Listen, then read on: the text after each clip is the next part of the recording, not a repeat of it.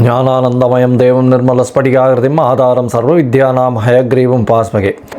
Astro TV நேயர்களுக்கு astro கேஎஸ்ஐயங்காரின் பணிவான நமஸ்காரங்கள். மாத பலன். குரோதி வருஷம் ஆவணி மாதம் 17/8/2024 16/9/2024 வரலும் உண்டான நாட்களை குரோதி வருஷம் ஆவணி மாதம் அப்படின்னு சொல்கிறோம். இந்த முதல்ல இந்த மாத பலனில் நம்ம பார்க்கக்கூடியது இந்த மாதத்தினுடைய கோல்சாரம், இந்த மாதத்தில் வரக்கூடிய விசேஷ நாட்கள் என்னென்ன அப்படின்றத பார்ப்போம். அதற்கு பிறகு ஒரு ராசிக்காக இந்த மாதத்தில் என்னென்ன பலன்கள் இருக்குது அப்படின்றத பார்க்கலாம். பொதுவாகவே மாத கிரகங்கள்னு சொல்லக்கூடிய சூரியன், செவ்வாய், புதன் மற்றும் சுக்கிரன், இந்த 4 கிரகங்களை வச்சு தான் இந்த மாத பலன்களை சொல்லுவோம். இப்போ இந்த மாதத்தினுடைய கோல்சாரம் என்ன அப்படின்னு பார்க்கும்போது, காலபுருஷ தத்துவத்தின் 2வது ராசியான ரிஷப ராசியில் செவ்வாயும் குருவும், கடக ராசியில் புதன், சிம்ம ராசியில் சூரியன் மற்றும் சுக்கிரன், கன்னி ராசியில் கேது, கும்ப ராசியில் வக்ரம் பெற்ற சனி பகவான், மீன ராசியில் ராகு. இந்த மாதம் 17ஆம் தேதி ஆவணி மாதம் பிறகுறது 17ஆம் தேதி கார்த்தால ஒரு 6-6:15 மணிக்கு சூரியன் ஒரு மாதத்திலிருந்து ஒரு ராசியிலிருந்து அடுத்த ராசிக்கு போகிறார். இது சௌரமான மாதம் அப்படின்ற வழக்கத்தில் நம்ம கொண்டாடுறோம். இதன் மூலியமாக சூரியன் ஒரு ராசியிலிருந்து அடுத்த ராசிக்கு செல்லக்கூடியதை சௌரமான மாதம் அப்படின்னு சொல்லக்கூடியது.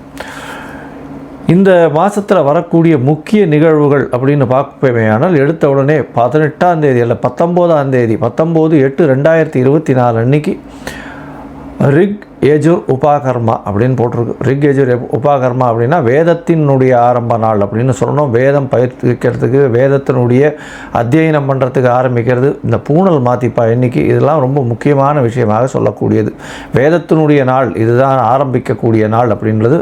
வேத அத்தியனம் பண்ணுறதுக்கு சொல்லிக்கிறதுக்கு இதுதான் ஆரம்பிக்கக்கூடிய நாளாக எடுத்துக்கொள்ளப்படுகிறது. வேதத்தினுடைய நாளாக சொல்லக்கூடியது இது. 5/9/2024 அன்னைக்கு சாம வேதத்திற்கு உண்டான உபாகர்மா. அந்த காலகட்டத்தில் 20ஆம் தேதி 20/8/2024 அன்னைக்கு காயத்ரி ஜபம் எல்லாருக்குமே ஒரே நாள்லேயே வந்துடுறது. இந்த மாதத்தில் பார்த்தோம்னா 22/8/2024 அன்னைக்கு மகா சங்கடகர சதுர்த்தி, வாஸ்து நாள் வேறு. அன்றைக்கி மகா சங்கடகர சதுர்த்தி அப்படின்னு சொல்லும்போது தேய்பிரை சதுர்த்தி, வாஸ்து நாள் வேறு. வாஸ்து நிதிரை விடும் நாள். ஒரு வருஷத்துக்கே ஒரு 8 நாள் தான் வாஸ்து நிதிரை விடுறார். இந்த காலகட்டத்தில் தோஷம் எதற்குமே கிடையாது. அதாவது திதி, வாரம், நட்சத்திரம் எந்த தோஷமுமே கிடையாது. இந்த வாஸ்து புருஷன் கண் விழிக்கும் பொழுது பார்த்தேலையானால், அதாவது மதியம் 2:31 4 மணி வரலும், அதாவது 4:01 வரலும் வாஸ்து புருஷன் கண் விழிக்கும் நேரம்.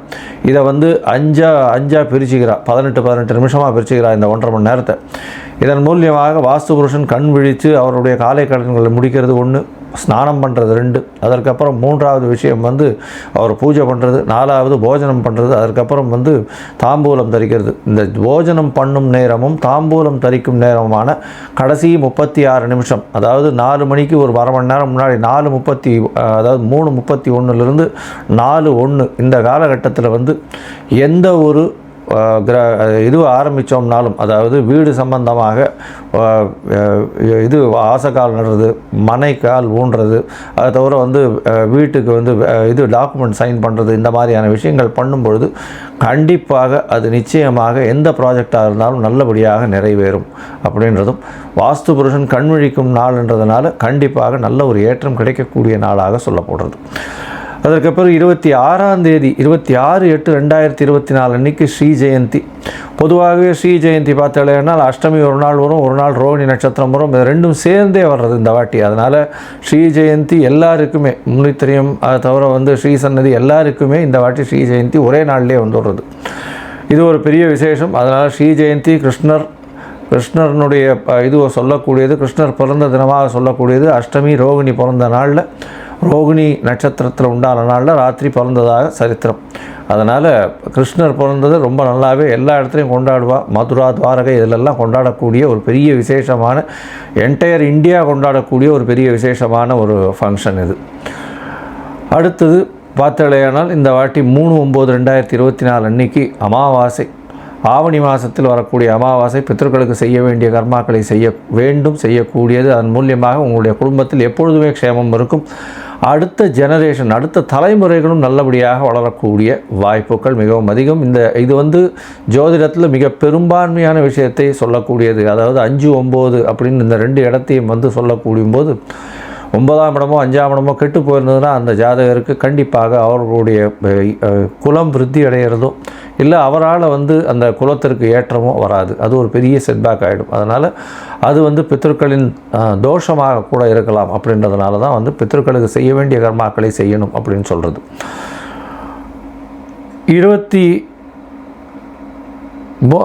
அதற்கு பிறகு பார்த்தாலேயானால், அதாவது 5ஆம் தேதி அன்னைக்கு 5/9/2024 அன்றைக்கி பார்த்தேன்னா எஜுர் உபாகரமாக ஏற்கனவே சொல்லிவிட்டு, அதுக்கப்புறம் 7ஆம் தேதி அன்றைக்கி விநாயக சதுர்த்தி 7/9/2024 அன்றைக்கி விநாயக சதுர்த்தி, வளர்பிறை சதுர்த்தி.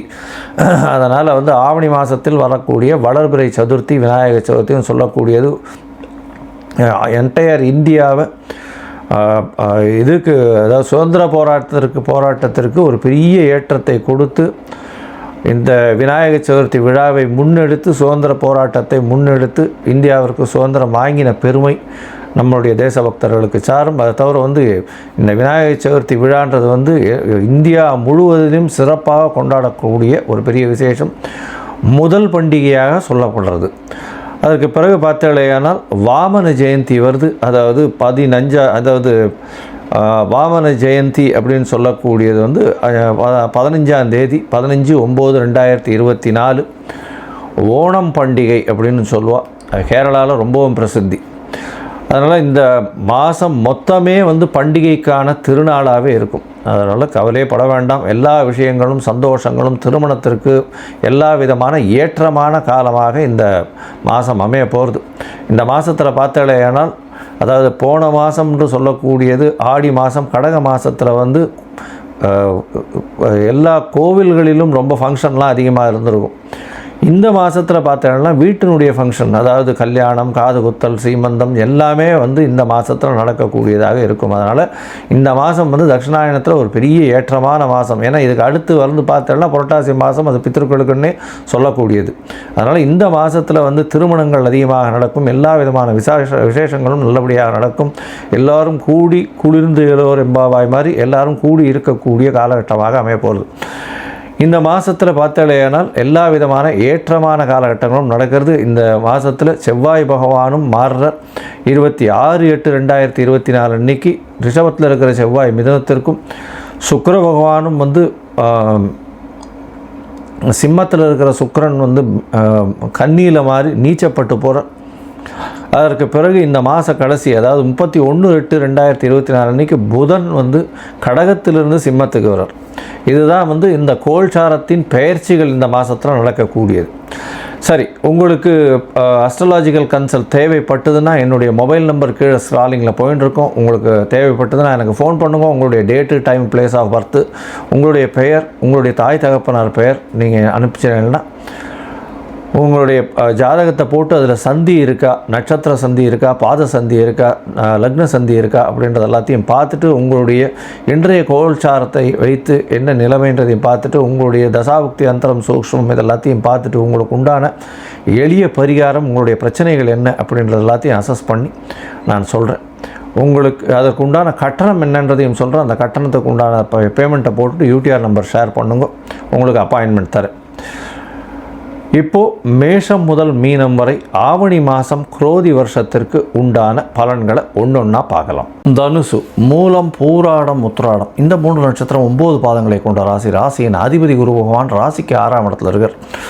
இந்த மாதம் ஆரம்பிக்கும் பொழுது பார்த்தாலேயானால் உங்களுடைய ராசிக்கு 9ஆம் அதிபதி 9ஆம் இடத்துல ஆட்சியில் இருக்கிறது பெரிய விசேஷம். ஏன்னா 9ஆம் இடத்துல பார்த்தாலேயால் அதாவது தந்தை காரகத்துவத்தை பெற்றிருக்கக்கூடிய சூரிய பகவான் 9ஆம் இடம்னு சொல்லக்கூடிய தந்தை ஸ்தானத்தில் போய் இருக்கிறது ஒரு நல்ல ஏற்றம். இருந்தாலும் காரகன் பாவனாஸ்தின்னு சொல்லக்கூடிய விஷயங்கள் வரும். அது வந்து லக்னத்திற்கு 9ஆம் இடம் பார்க்குறது. பொதுவாகவே ராசிக்கு 9ஆம் இடத்தை வந்து அந்த அளவுக்கு பார்க்குறது இல்லை. ராசிக்கு 9ஆம் இடம் அப்படின்னு சொல்லக்கூடியது வந்து 9ஆம் இடத்துல சூரிய பகவான் சுக்கிரனோடு இருக்கிறதுனால நல்ல ஒரு ஏற்றம் இருக்கக்கூடிய காலகட்டமாக அமைய போகிறது. தந்தையின் மூலியமாக நல்ல ஒரு ஏற்றம் கிடைக்கும். தந்தையின் உடல்நிலையில் நல்ல ஒரு ஏற்றம் இருக்கக்கூடிய காலகட்டமாக இருக்கும்.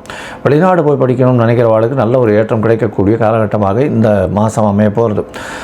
அதாவது இந்த குரோதி வருஷம் ஆவணி மாதம் பார்த்தாலேயானால் 17/8/2024 16/9/2024 வரலும் உண்டான நாட்களில் பொதுவாக மாத கிரகங்கள்னு சொல்லக்கூடிய சூரியன், புதன், சுக்கிரன் மற்றும் செவ்வாய் 4 கிரகங்களை வச்சு சொல்லுவோம். சூரியன் பார்த்தாலேனா இந்த மாதம் 17ஆம் தேதி ஆரம்பித்து ஒரு மாதம் அங்கே இருக்கார். இதன் மூலியமாக தந்தையின் மூலியமாக உங்களுக்கு செல்வாக்கு பிறக்கும், புதிய பதவி, புகழ், அந்தஸ்து, கௌரவம்லாம் வரக்கூடிய காலகட்டமாக அமைய போகிறது.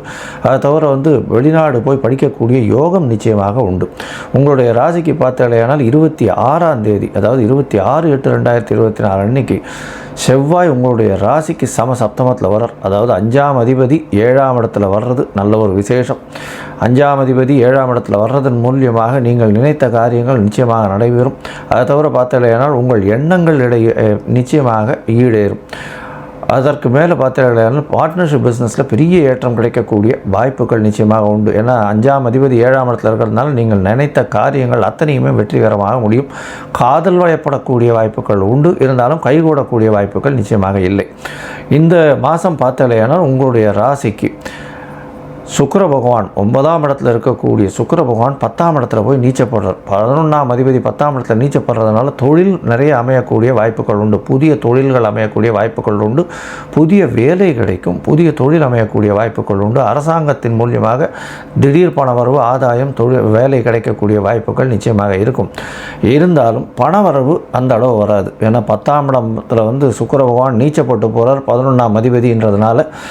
அதனால் வேலை செய்கிற இடத்துல ஒரு பெரிய ஏற்றமான சம்பளமோ ஏற்றமான விஷயங்கள் வரக்கூடிய வாய்ப்புகள் நிச்சயமாக இல்லை. உங்களுடைய கூட்டு தொழில் பெரிய ஏற்றம் இருக்கும். புதிய தொழில் அமையக்கூடிய வாய்ப்புகள் உண்டு. உங்களுடைய ராசிக்கு இளைய சகோதரர்கள் மூலியமாக சிறு சிறு பிரச்சனைகள் வரக்கூடிய வாய்ப்புகள் உண்டு.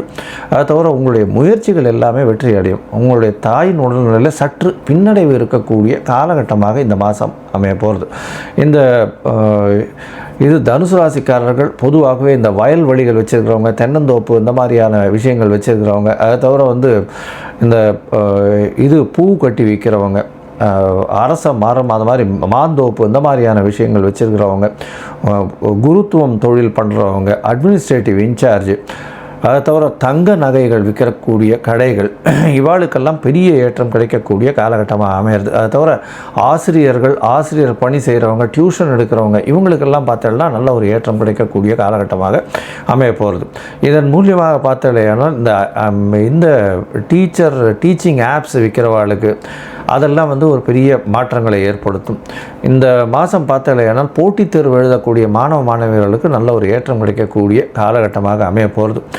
படிக்கக்கூடிய மாணவர்களுடைய முயற்சிகள் எல்லாமே வெற்றி பெறக்கூடிய வாய்ப்புகள் நிச்சயமாக இருக்கும்.